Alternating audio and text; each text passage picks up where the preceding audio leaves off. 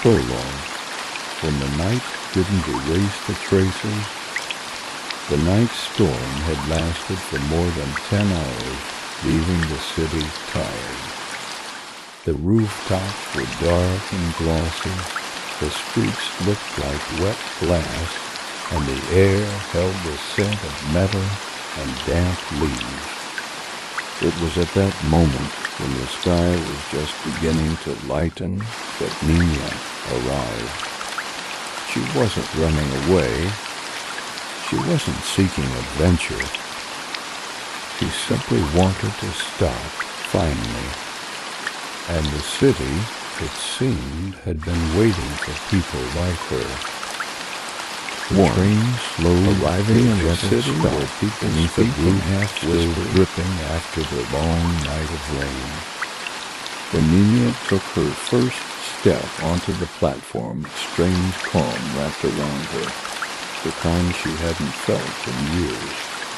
No one shouted here. No one heard.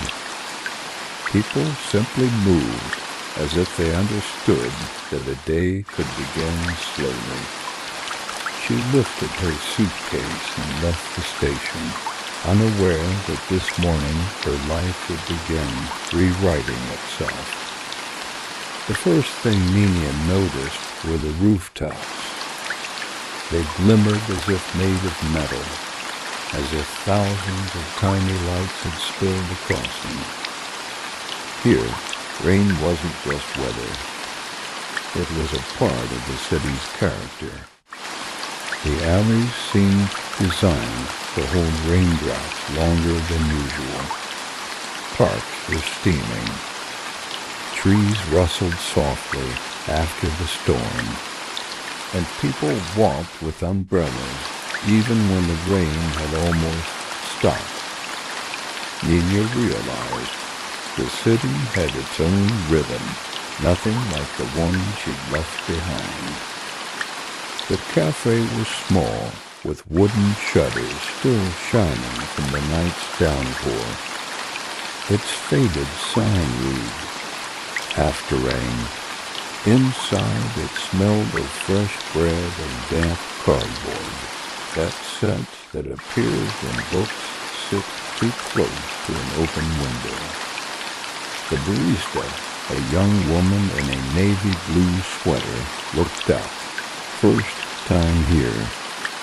"Yes, I just arrived," Nina replied. "Then you're in the right place. Everyone rests here." They didn't clarify what they were resting from, and that was comforting.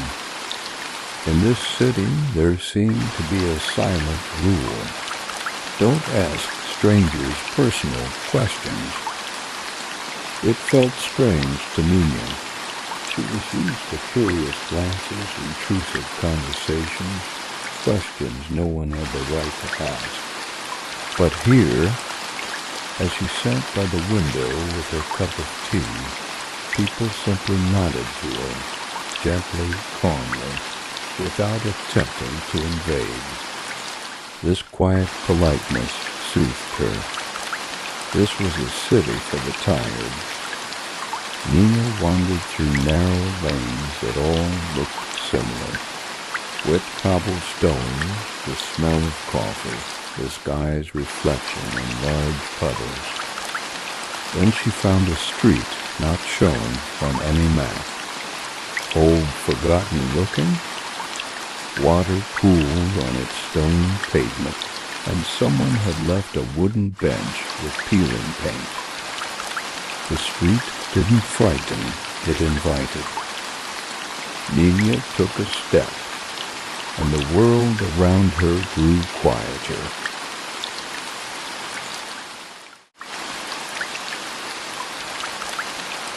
At the end of the street stood a small house. Round windows resembling eyes that had watched decades pass. The door wasn't locked, not wide open, but left just enough, as if someone had stepped out for bread moments ago. Nina knocked hesitantly. Silence. She pushed the door gently and stepped inside. Inside it was clean, but somehow abandoned. On the table lay a pencil and a thick sketchbook with pages slightly warped from old rain. Nina opened it. All the drawings, without people, all of the city. Benches waiting for someone. Cafes with doors left ajar. Courtyards long untouched. Every sketch felt so quiet, as if silence itself had been drawn. The floor creaked. An older man entered the room, sleeves rolled up, holding a piece of cloth. Nina startled. "I'm so sorry." The door was open. He smiled gently. "That's all right. My house often chooses its own guests." He didn't look surprised or annoyed. "Do you like silence?" "Yes," Nina whispered. "I think I've been searching for it." "Then you'll feel at home here." Over the next days, Nina observed how the city lived. It never rushed. Even people going to work moved softly, like waves. In the evenings, she sat by the river where the water reflected streetlights, stretching their reflections into long golden lines. The city wasn't beautiful in the usual sense. It wasn't touristic, not loud, but it was honest. And Nina slowly learned honesty with herself. One evening, the house's owner, whom she simply called the Sketcher, invited her for tea. "You look like someone who's been carrying something heavy for a long time," he said. "Everyone carries something." Nina turned away. Not everyone comes to the city after a long night.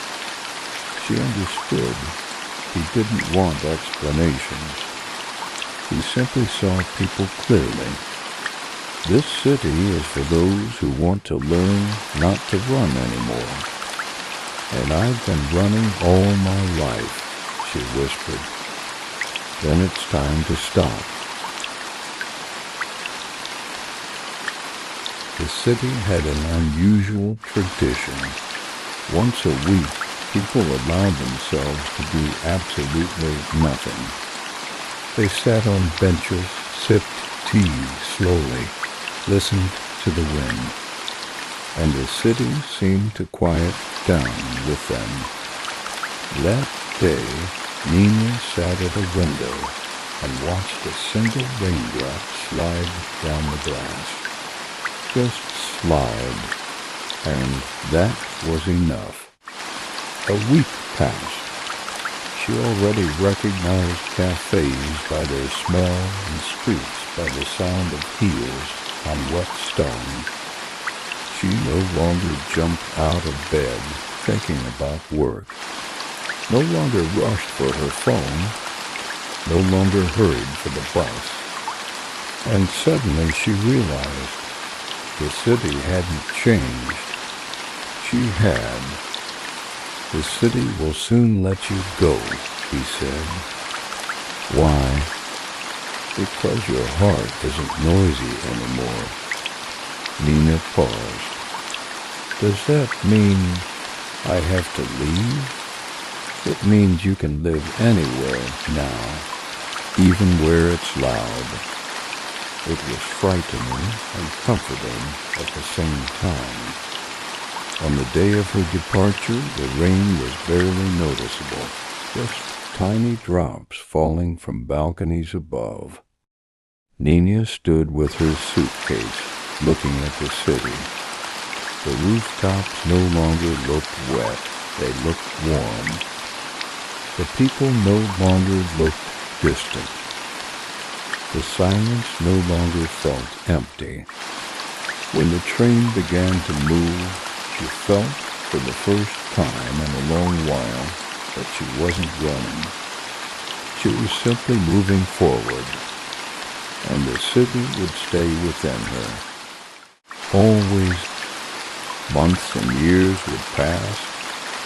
She would live in her noisy city, surrounded by challenges and responsibilities.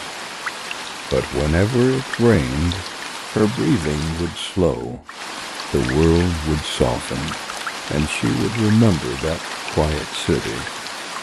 The city after the long night, the city that taught her to hear yourself. Sometimes you must go where it's quiet.